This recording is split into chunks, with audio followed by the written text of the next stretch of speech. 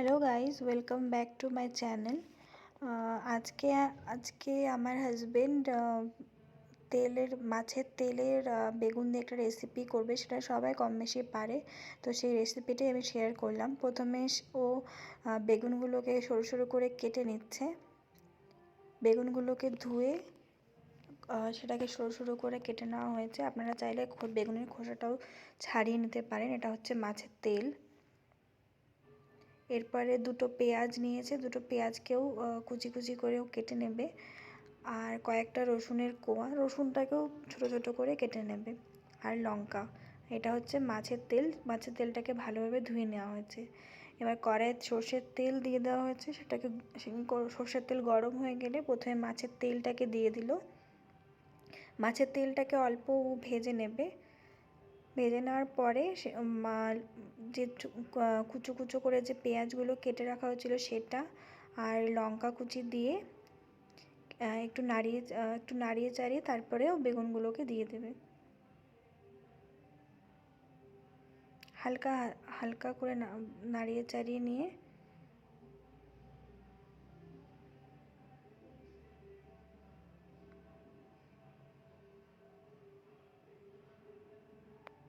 হালকা ভাজা হয়ে গেছে। এবারে ও বেগুনগুলোকে অ্যাড করে দিল।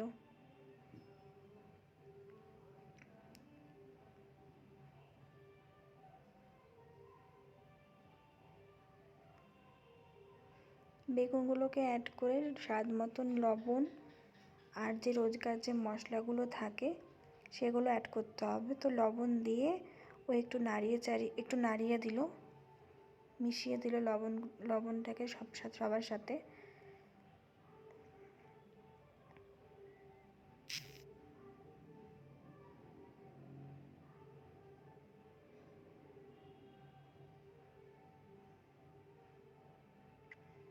এরপর যে রোজকার মশলাগুলো থাকে, একটু হলুদ গুঁড়ো, একটু জিরে গুঁড়ো, একটু ধনে গুঁড়ো, লঙ্কা গুঁড়ো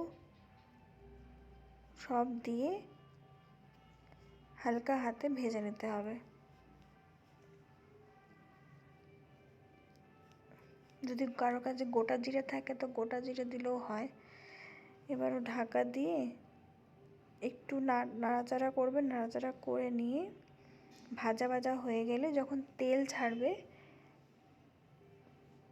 তখনই নামিয়ে নিতে হবে। সাথে একটু জল অ্যাড করা হয়েছে যাতে বেগুনগুলো একটু সেদ্ধ হয়।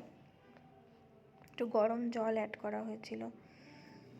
এরপরে আবার ঢাকা দিয়ে যখন এটা ভাজা ভাজা যখন হয়ে যাবে, একদম তেল ছাড়বে, কষা কষা হয়ে যাবে, তখন সেটাকে নামিয়ে নিতে হবে। এর মধ্যে কেউ চাইলে আপনারা আলু ছাড়িয়েও দিতে পারেন।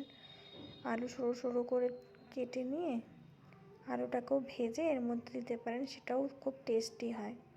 আমরা আলু দিইনি, কারণ আমরা মাছের ঝোলে আলু দিয়েছিলাম, তার জন্যে। সবশেষে হয়ে গেলে পরে ধনেপাতা অ্যাড করে সেটাকে নামিয়ে নেওয়া হয়েছিল। মাছের তেলটা খেতে খুব ভালো লাগে, কাতলা মাছের তেল। একটু তেতো তেতো হয়, কিন্তু খেতে খুব স্বাদ। ভিডিওটা যদি ভালো লাগে একটা লাইক করে দেবেন।